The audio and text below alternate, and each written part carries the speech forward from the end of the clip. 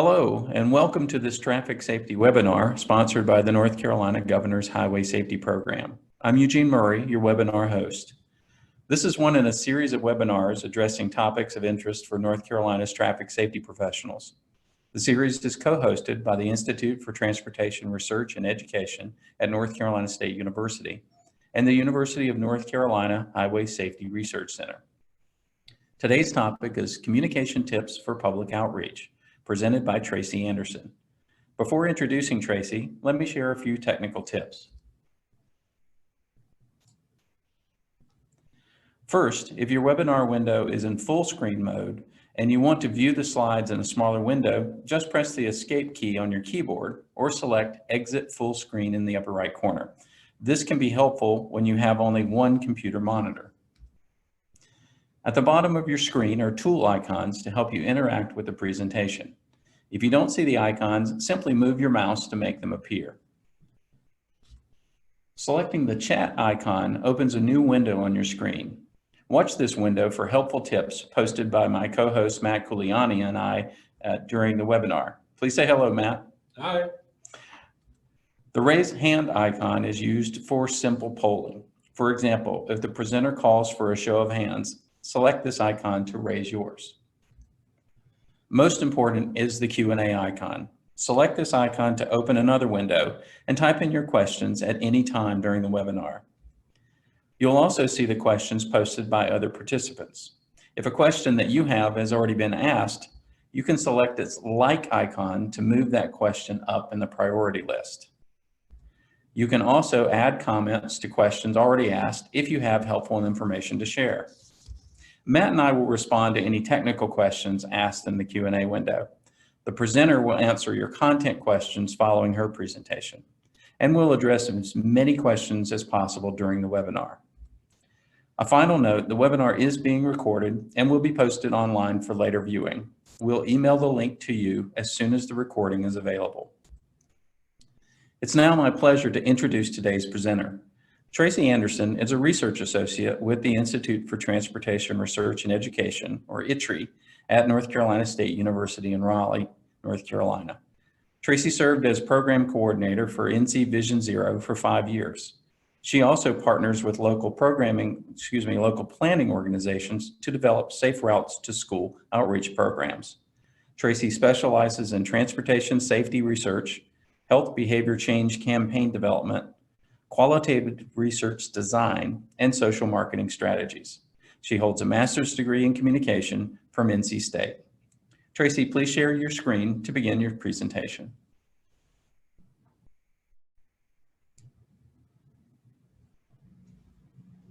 Good morning. Thanks for joining us today. As Eugene mentioned, today we're talking about communication campaigns for traffic safety behavior change. So in our outreach, what we're engaging in is called social marketing. And this just means that instead of selling products like traditional marketing, we are selling behaviors. So this is important to recognize because when we're embarking on a behavior change campaign, whether you want to encourage people to get their car seats checked or you want people to stop driving distracted, we cannot go by the same rules as traditional marketing. So what works for Coca-Cola, for instance, will not work in the exact same way as convincing a very stubborn, habitual, aggressive driver to slow down. It is not enough to just put a message out there. So traditional engagement, whether we're measuring things like likes on a post or clicks on something, that is not enough. This is why it's not effective to just hire a marketing company to get your logo in front of people. That doesn't lead to long-term change. So we have to be very strategic about how we build our messages, and we have to consider human psychology and behavior. So what I want to start out by saying is that this topic represents one piece of the solution. Education and outreach is important, but it's not enough on its own. To get to zero traffic deaths, we need to build a roadway system that protects people when they make predictable errors. So outreach campaigns work to change road user behavior, decision-making, and safety culture in our target audiences.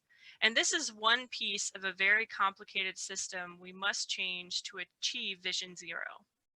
But communication campaigns alone will not get us to zero. They work best when they're combined with other things like enforcement efforts and engineering interventions when we're designing a safer system. So unlike Coca-Cola, selling a behavior is hard. Behavior is very difficult to change. Seatbelt campaigns have been telling people for decades to buckle up. Yet, 60 years after the seatbelt was invented, over 41% of the people killed on North Carolina roads were unbuckled at the time of the crash. So repeating the same message over and over in the exact same way is not reaching some people. So this quote puts it into perspective. It says, "It is unreasonable to expect that people will change their behavior easily when so many forces in the social, cultural, and physical environment conspire against such change." So if we want to change behavior, we must create an environment that makes that change easy. So there are three things listed here: the social environment, the cultural environment, and the physical environment. Now, the physical is easy to grasp. We can design roads which encourage the safe behavior. For example, traffic calming measures. So narrowing the road, adding landscaping, street parking, etc., can cue drivers to slow down and travel at speeds that are safer for people walking and biking, walking and rolling. And we can cultivate a safe social and cultural environment through our strategic outreach and communications. So first, let's examine our current culture. I keep seeing this commercial on Hulu, so I'm going to play a clip. Story of Acura in 2 words.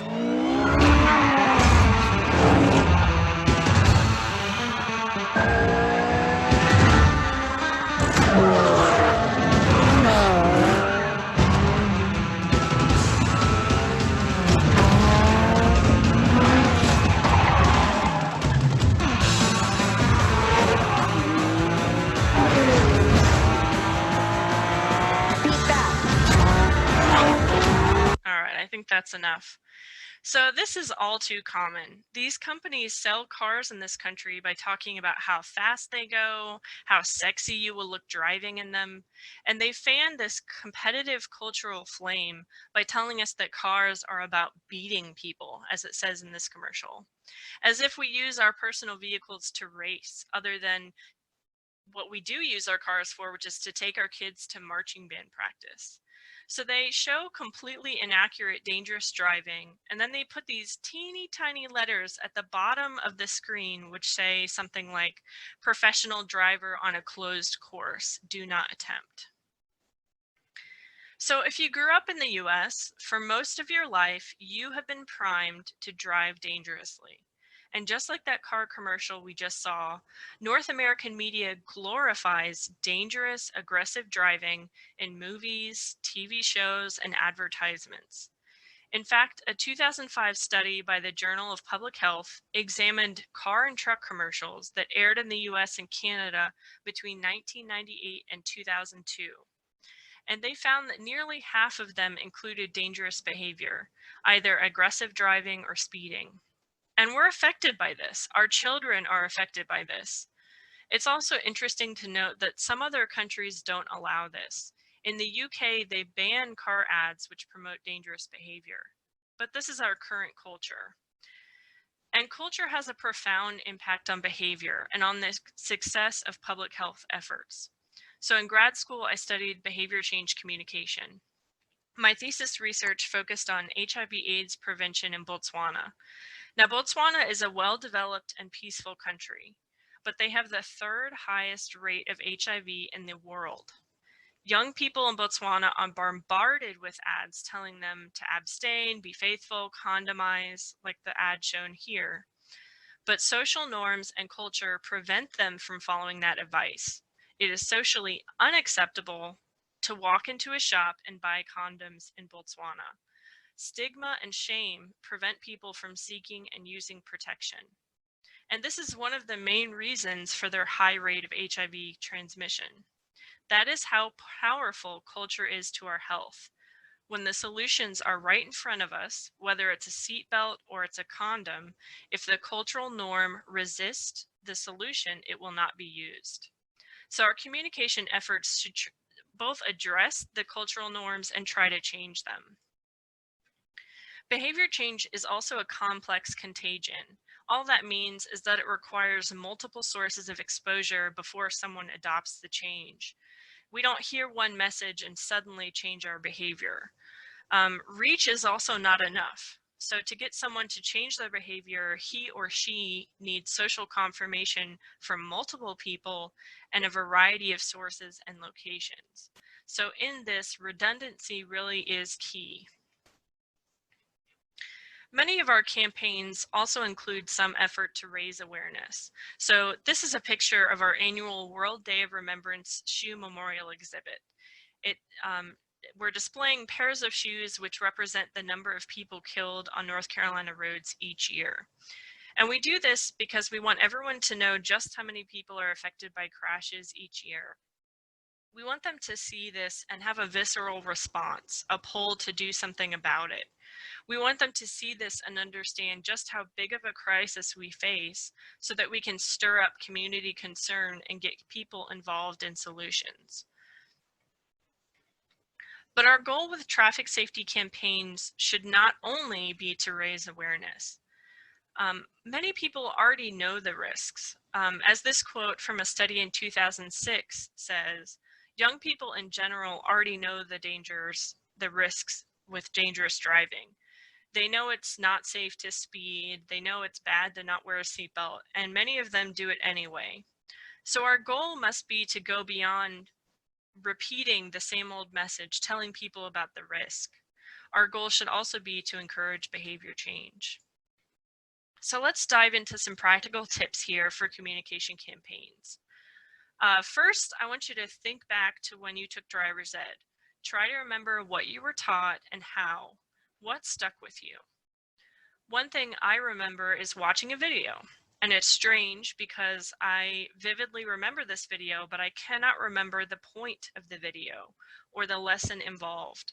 I just remember seeing someone hit by a car on one of those shocking videos.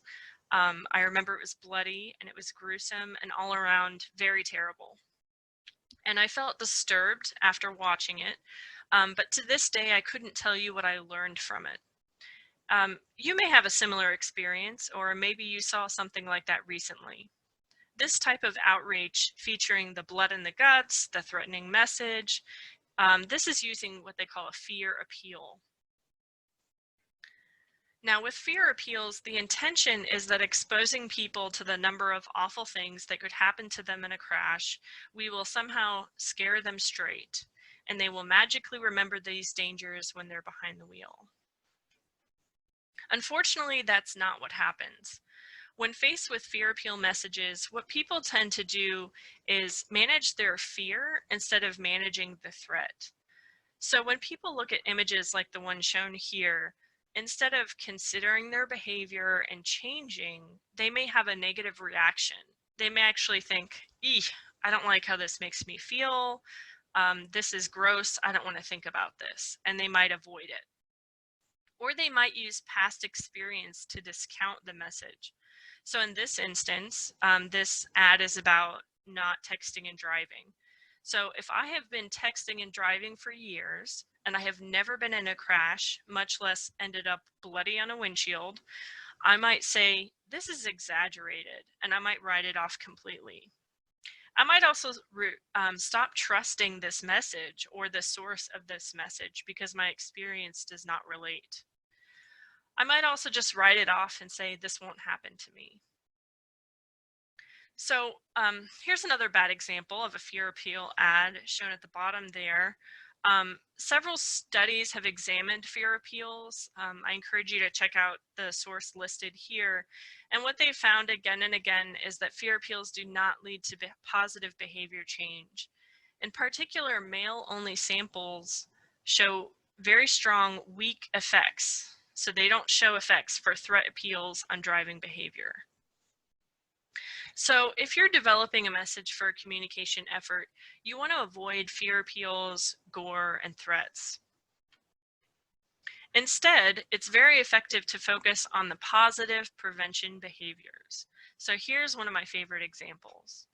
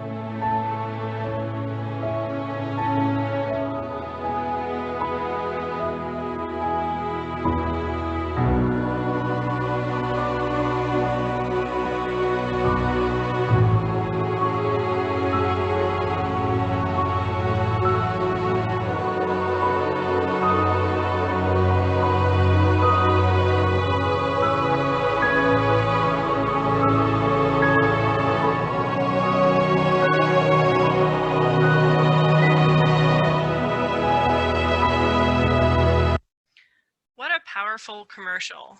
So instead of being told, buckle up or die, or wear a seatbelt, or here's what your head will look bashed in, like that last message, we're told to embrace life by wearing a seatbelt. This message is empowering instead of depressing. This message also uses what they call gain language. So you embrace life. That's a gain message instead of loss. You will be hurt if you don't do this, which is much more effective. We also see some great family value appeals here, which many people immediately identify with. So we want to focus on the positive, empowering behaviors to save lives. Another form of fear appeals that is very common in traffic safety programming is the mock crash. Now, this is when there's a staged crash with student actors and first responders going through the motions of a crash and then the following crash response.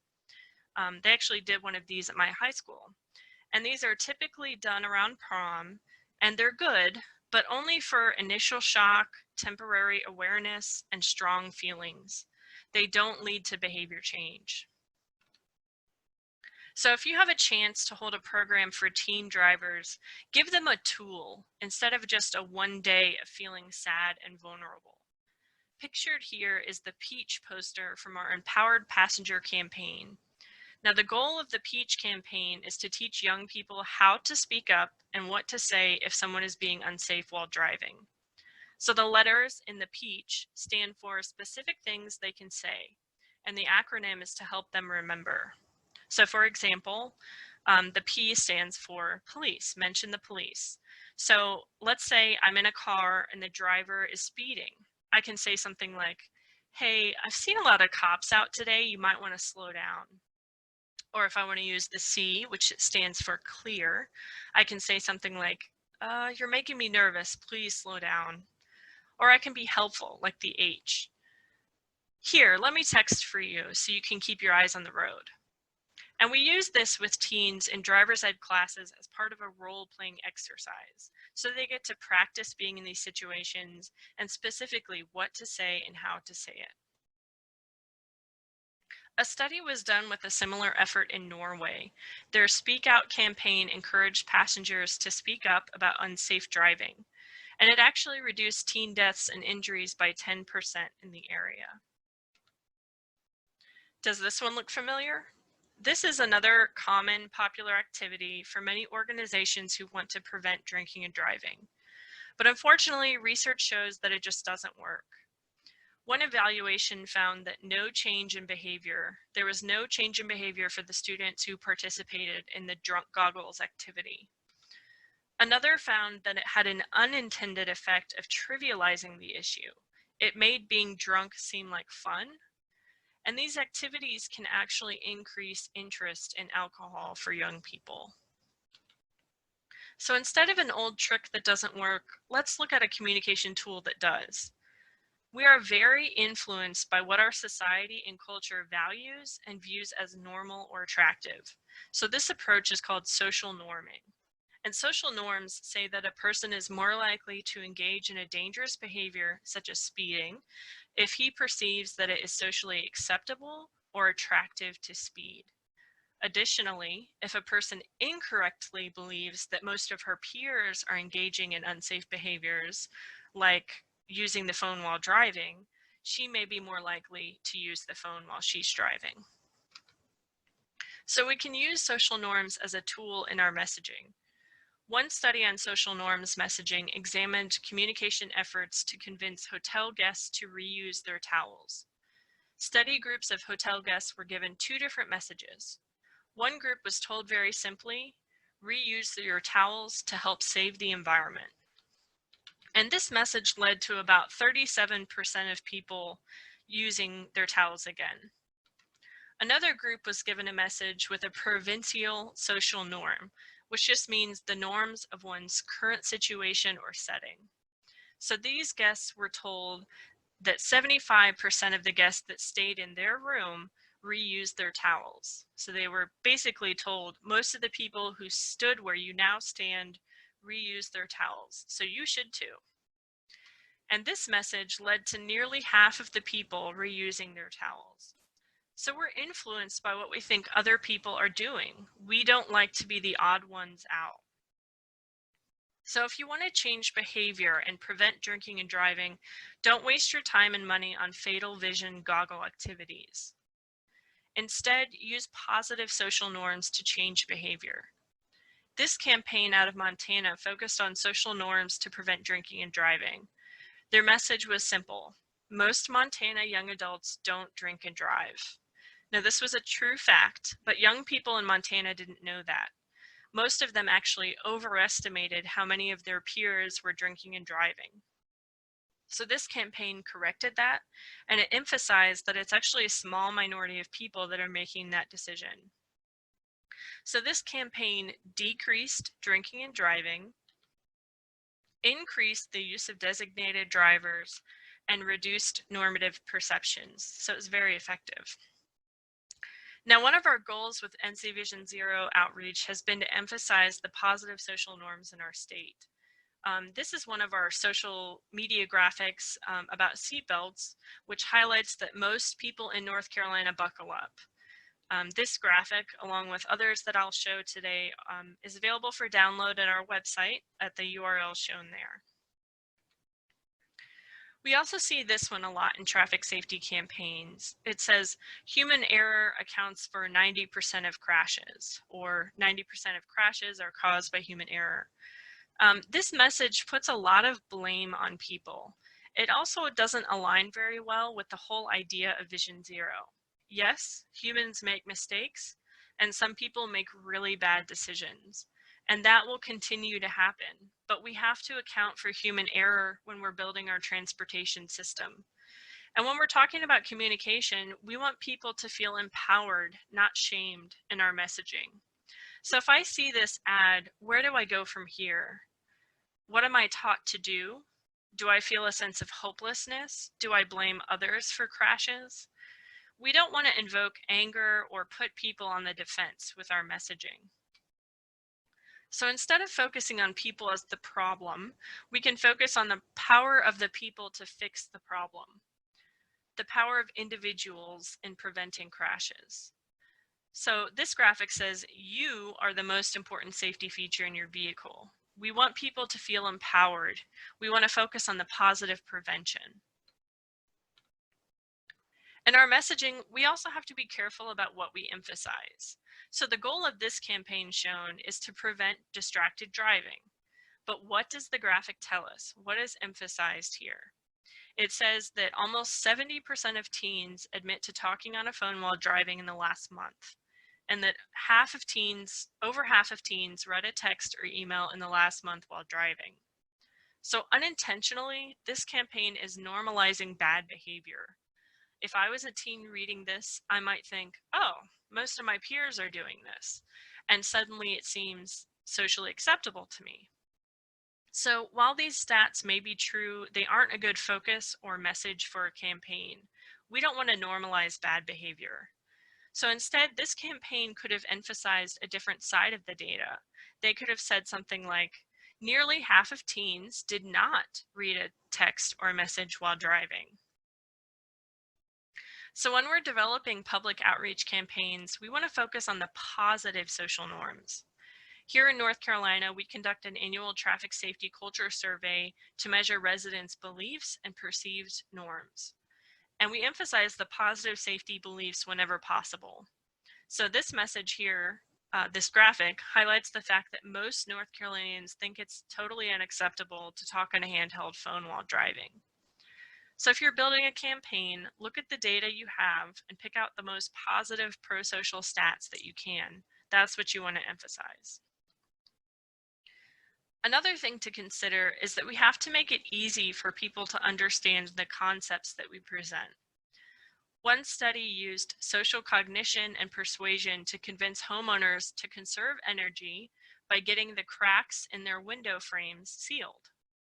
Now, this particular program typically had a success rate of 15%, meaning that 15% of homeowners responded to suggestions and sealed the cracks around their window frames. But for this study, they wanted to increase that rate. So they trained auditors, the people reaching out, to use more vivid information.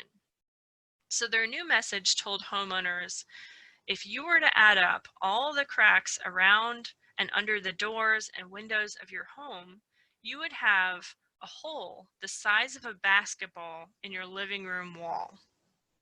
Think about that for a minute and all the heat that would escape from a hole that size. Now, this new message strategy was very successful. Their rate went up to 60%. So we want to think about how we can use language that conjures up a vivid and memorable image. In our campaigns, we want to avoid concepts that are hard to picture or grasp. So for example, let's look at this ad. Humans in general, we're very bad at predicting or picturing risk. So if I don't have a sense of my risk of crashing, how can I multiply that times 23? If I have texted while driving and not crashed, how will I react to this image, to this message? Let's look at another example of an ad which describes the risk of driving distracted a little bit differently.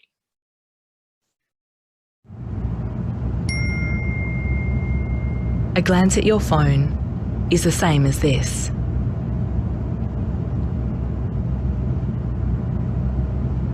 When you're on your phone, you're driving blind. So this message is very easy to understand. It's very easy to picture, right? We would never drive with someone's hands over our eyeballs. And another thing about it, it involves no math. All right. So we want to paint a very clear picture for our target audiences. This illustration is from the Swedish Road Administration, and it's a fantastic visual which communicates the dangers for people sharing spaces with 2-ton machines. It shows very clearly the need for proper design to protect people walking and rolling. Now, large numbers are also very hard to picture. When we do a presentation, we don't just give figures. Just like the shoe memorial picture I showed earlier, we want people to be able to visualize the number of people affected by traffic violence in our state. So we use this image. Now, many people in North Carolina can picture the Panthers football stadium, or they can picture how big a stadium is in general. And picturing 1/3 of that packed stadium is mind-boggling. So it really helps to show the urgency of this issue, and we're going beyond those plain numbers and statistics. Same goes for this image. It's hard to picture the physics of a 60-mile-per-hour crash unless you've experienced it. But we can imagine looking down at the cement from the 12th floor of a building. So we want to translate these difficult concepts into things that are easy to understand or easy to picture. We also want to avoid vague safety messages. So this one says, keep calm and drive safely. Keep calm and drive safely. What does that mean exactly? Safety can mean so many different things to so many different people. Safely can mean for some people driving after 2 drinks, but not driving after 3 drinks. Some people think that you can go up to 9 miles per hour over the speed limit and still be safe. Some people think if they talk on a hands-free device, they're still driving safely because they're not holding a phone or they're not texting while they're driving. So this message is a little bit too vague. It's too open to interpretation. What do we mean by drive safely? Instead, we want to be very specific about what people can do to stay safe. So we want to give a clear action step whenever possible. For example, in this image, we ask people to not contact their loved ones while they're driving. We want to keep them safe. We encourage them to keep their loved ones safe by removing the temptation. Don't call them while they're driving. Don't text them while they're driving. Again, be very clear. This one says hands-free is not risk-free. Your distracted brain can miss half of your surroundings while driving. So it's very clear here. What are we talking about when we say being safe? What does it mean when we say don't drive distracted? Now this message is also unfortunately very common. This one says share the road. Again, this message is vague. It doesn't tell motorists what to do. It doesn't tell people on bikes what to do. How do we share? What does share mean? What does that look like? And as this comic from Bikey Face suggests, we all have different concepts of what sharing means. So the motorist is thinking that the woman on the bike needs to share by getting out of his way or by sharing the lane with him. And the woman on the bike understands that she has the full right to the lane and it's the safest way for her to travel.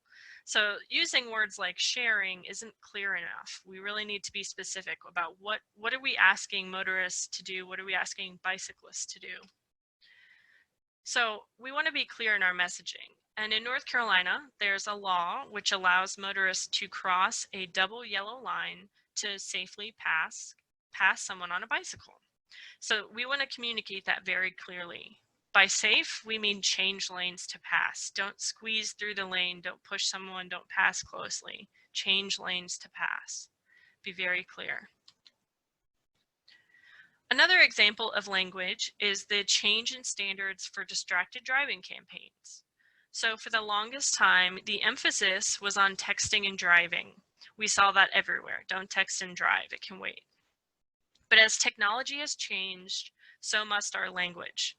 Texting is not the only problem. We have people that are filming TikToks behind the wheel, and they're watching Snapchats, and they're video conferencing while driving. They're taking pictures of the sky, all kinds of problems, and all of it is terrible. So we need to ditch the old don't text and drive focus because it's not our only problem anymore. And again, we want to be precise. What is the problem? What is the solution? Texting is not the only problem, and using that as our only focus may unintentionally hurt our efforts. I've actually heard people say that they're safe drivers because they never text and drive, but I know for a fact that they look at messages and they have phone conversations all the time. So we got to be clear. What do we mean by distraction? We mean driving phone free. We mean not touching your phone, period. So let's be very clear with that. It's also very effective to appeal to the values of our target audiences. Now, family is a very common shared value. We all want to protect our family from harm. So whenever we can, we want to appeal to that value, such as this graphic. Your children rely on you. Protect them. Use the right seat every trip. Now, everyone's family may look a little bit different, right? But we can always find ways to focus on those positive values and the good reasons to complete a behavior. So this one says, who is waiting for you to make it home? And it's got an adorable little puppy. Everyone likes a cute puppy. So this is easy to digest, easy to relate to. It's also important to note that one message does not fit all of our target audiences. So let's watch this example. There's an epidemic spreading. Scientists say it can change your brain. can release dangerous chemicals like formaldehyde into your bloodstream. It can expose your lungs to acrolein, which can cause irreversible damage. It's not a parasite, not a virus, not an infection.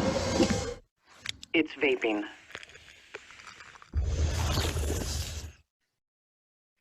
So this message clearly targets teens, but one thing that we notice is that it doesn't specifically focus on any one group of teens or any one peer group.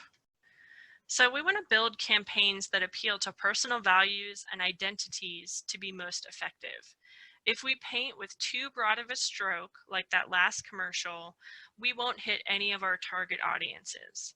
So when you look at teen cigarette and tobacco consumption data, the teens that typically identify as alternative or hip hop are more likely to smoke.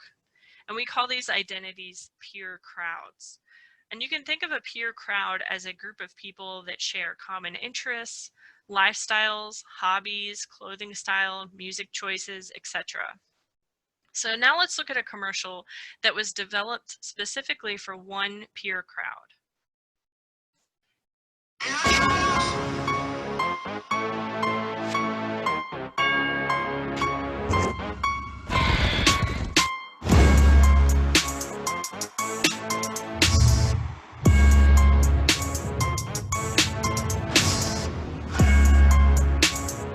If he is you, if you are her, keep your life, your voice, tobacco free. Speak up and be heard. Fresh Empire, keep it fresh, live tobacco free. So this video is clearly geared toward what they call the hip hop peer crowd. And because of that, it will be much more effective at reaching this group. So one message does not fit all. We want to build messages for people, not behaviors. We want our target audience to view our message and to see themselves in it somewhere. We want them to identify with the message on a personal level. We also want to make sure that we're using accessible, relatable messaging and imagery. So this ad here is focused on bicycle safety. It's got a guy on a bike and it says, "It's summer, drivers beware, bicyclists are everywhere." Now, there isn't anything inherently wrong with this ad, but we want to think about who might feel included in this ad and who might not identify with it. So when we're pushing out tweets and posts about cyclists, which person on a bike are we featuring? Are they always wearing Lycra and riding a $2,000 bike?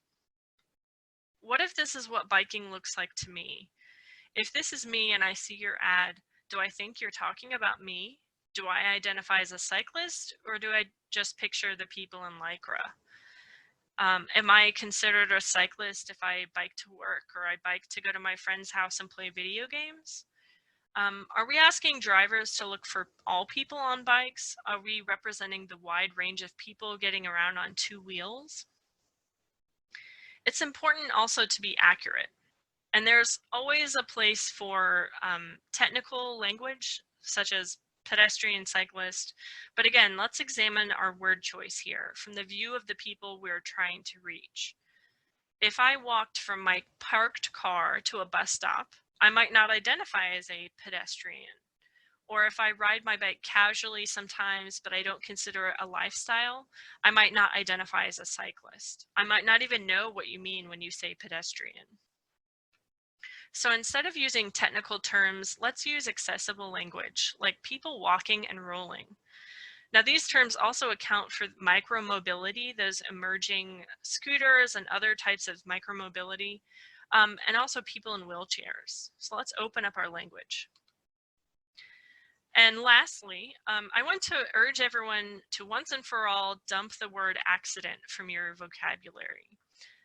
If I'm carrying my coffee cup down the hall and I trip on a rug and I spill it, that's an accident. If someone drives after drinking and kills 3 people, like this story, that's a crash. As explained by Road Peace, using the word accident, society is saying that there's nothing can be done about these deaths and injuries. So we want to change our language, and this is really vital to changing attitudes. We know that certain behaviors or choices greatly increase the chance of a crash. So if you know better, it's not a crash. It's not an accident, it's a crash. Getting tongue-tied here. All right, so we covered a lot today. I want to leave you with a couple of resources. First of all, I showed a lot of videos today. They're all available through our YouTube playlist. So we've taken over 1,000 traffic safety videos from all over the world, and we've put them into playlists by crash cause, road user, and safety topic. Those are all available at the link shown there.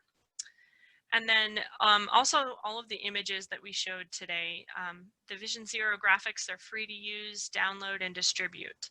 They're available at the link shown there. So I hope they're useful to you, and I hope that we can get a good dialogue started online. So I'm going to leave my contact information. I thank you for your time and attention, and I think we have time for questions. Tracy, thank you very much. Yes, indeed, we do have some time for questions. So I want to remind our participants, if you do have a question you'd like to ask Tracy, at the bottom of your screen, you'll find an icon called Q&A. And if you don't see the icons at the moment, just simply move your mouse and they'll appear. And if you open that Q&A window, you'll be able to type in questions. And we have a couple of questions to get us started. Tracy, first question is, if we don't have funding to conduct a cultural survey, where can we get data on beliefs and values of our target audience? Oh, that's a good one. So let's see. If you're living in North Carolina, I would encourage you to Google search the North Carolina Traffic Safety Culture Survey. Our data is available online.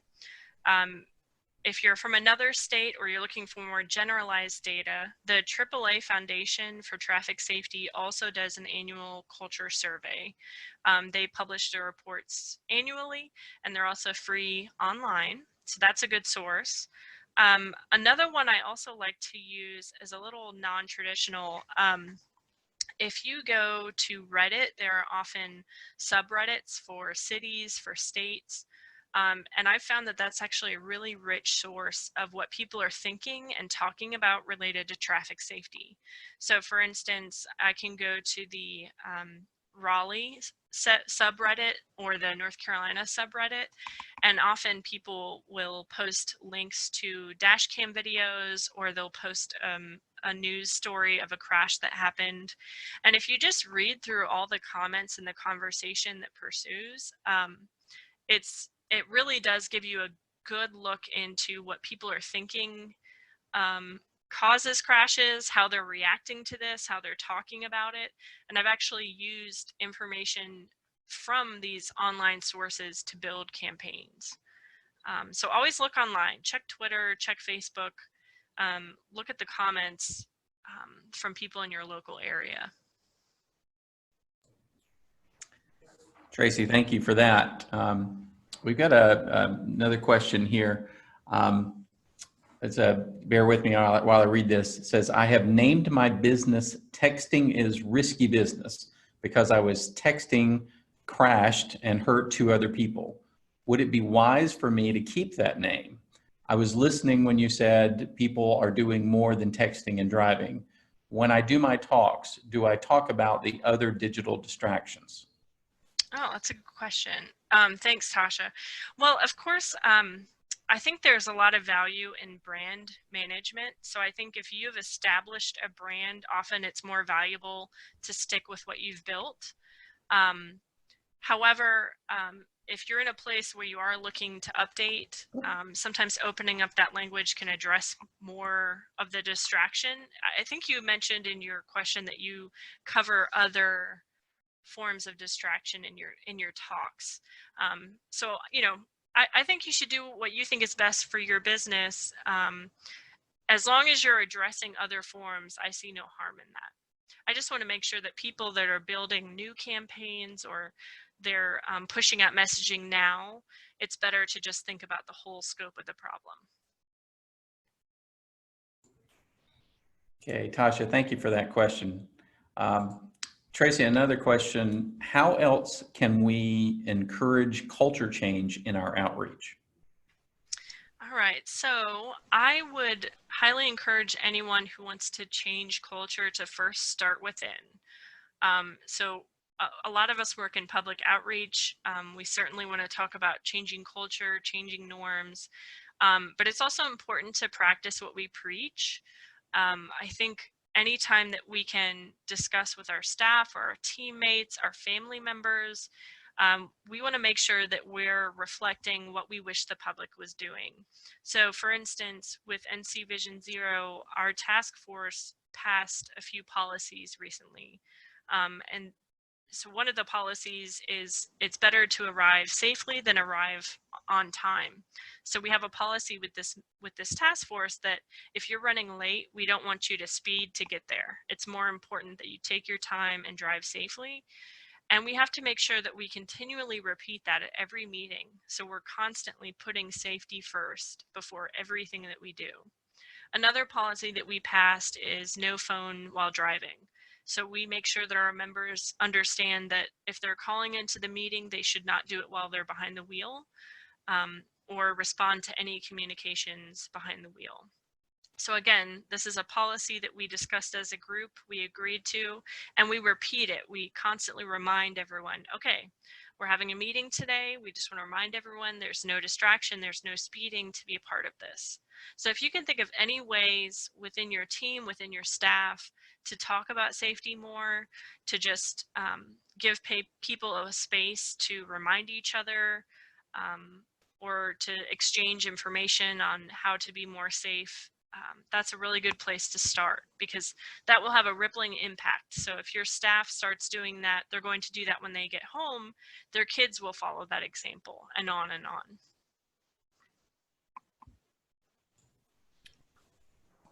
Tracy, thank you again for that response.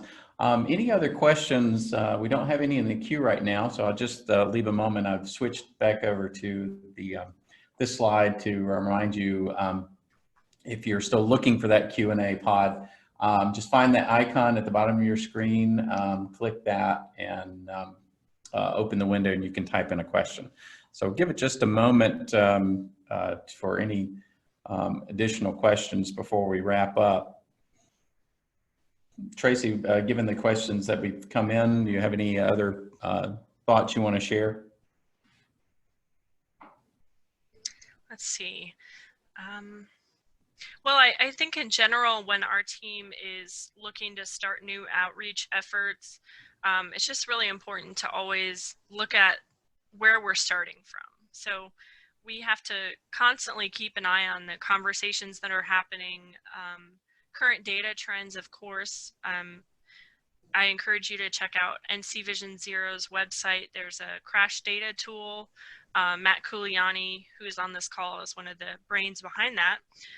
So you want to start from your crash data. What are the problems that we're seeing in your area? And then look at what people are already saying about that.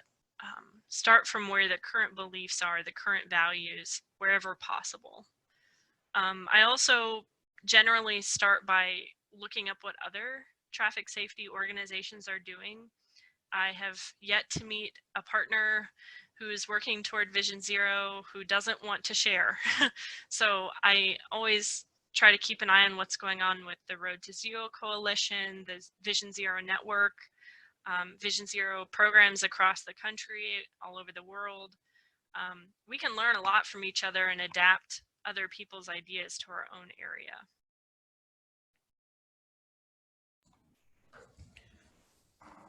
Tracy, thank you again for that. Well, I see no more questions in the queue, so let's go ahead and wrap up today's webinar. So once again, Tracy, thanks very much for your presentation, and I want to thank everyone who joined us today.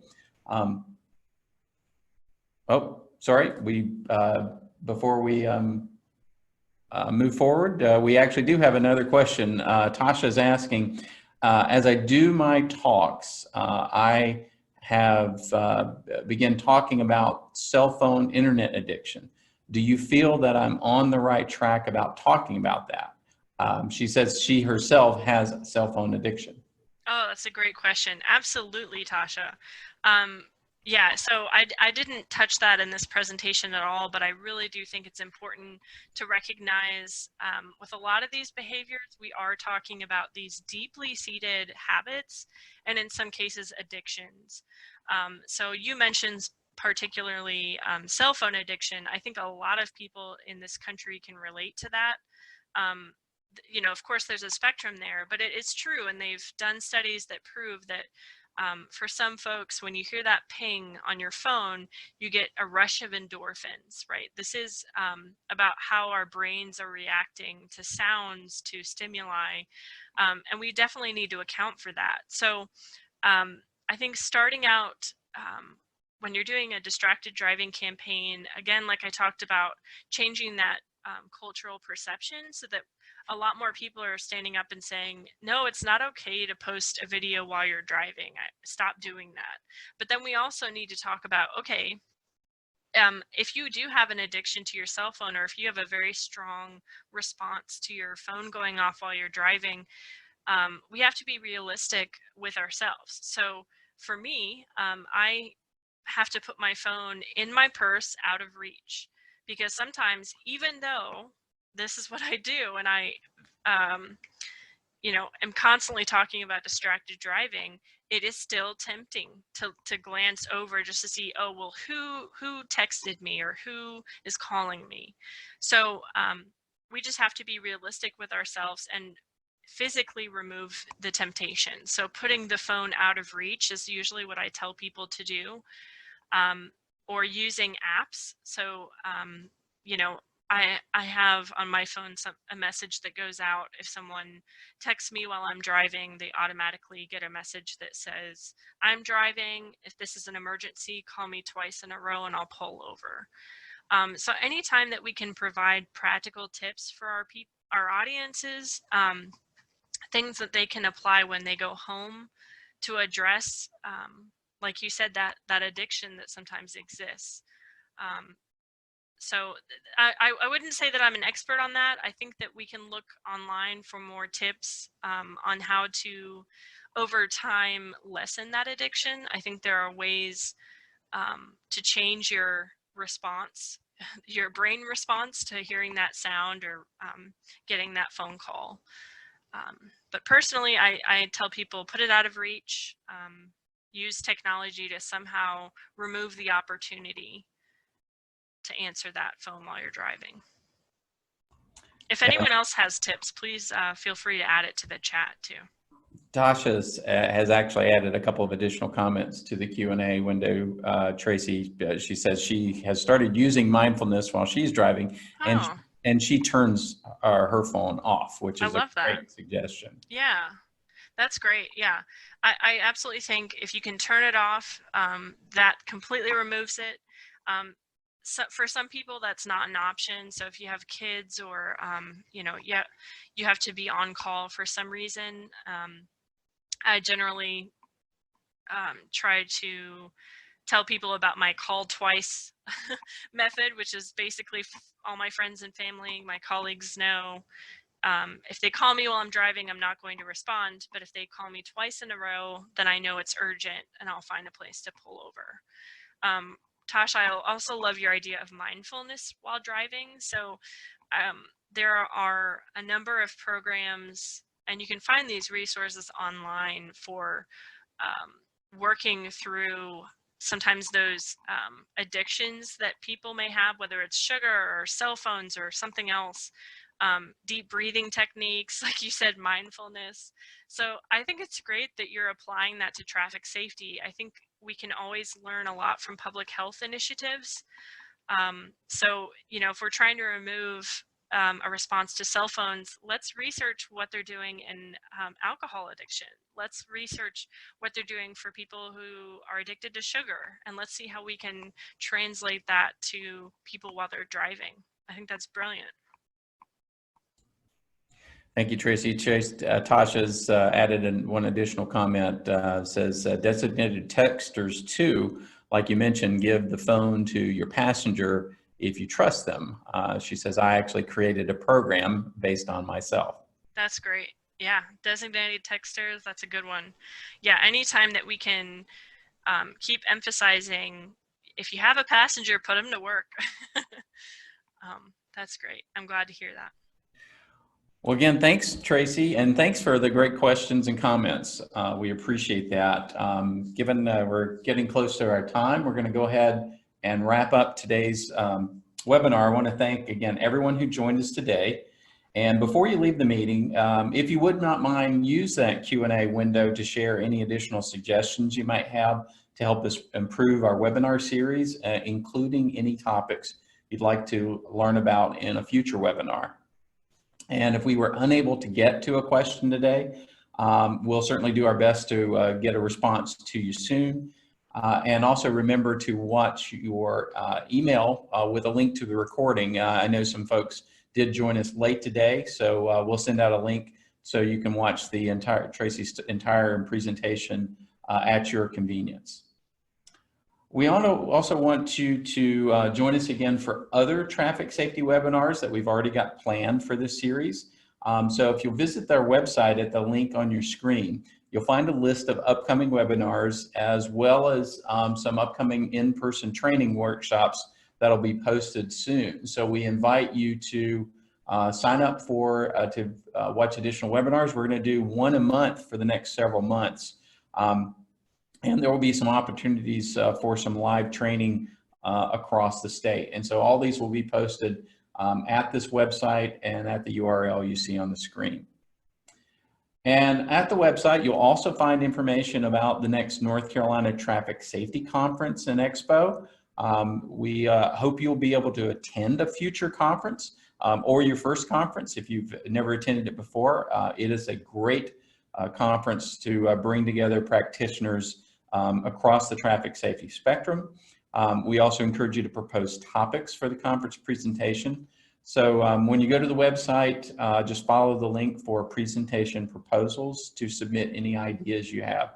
And again, registration and dates for upcoming conference will open later, but you can find out more, all the details about this conference at the website. So again, thank you all for participating in today's webinar, and we look forward to having you participate again in the future. So goodbye for now.